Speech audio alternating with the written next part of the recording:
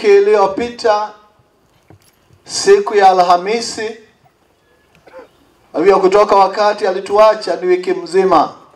Kwa ukweli mpaka sasa hatujajua kiini cha vile yeye alituacha.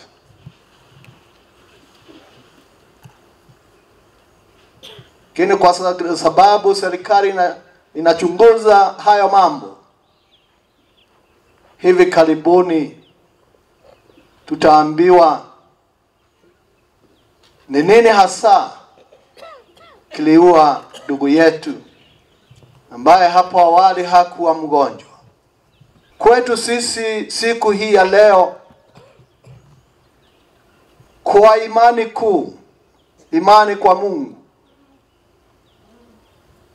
tunamzidikisha ndugu yetu akirudi kwa Baba, ndugu yetu Padre John.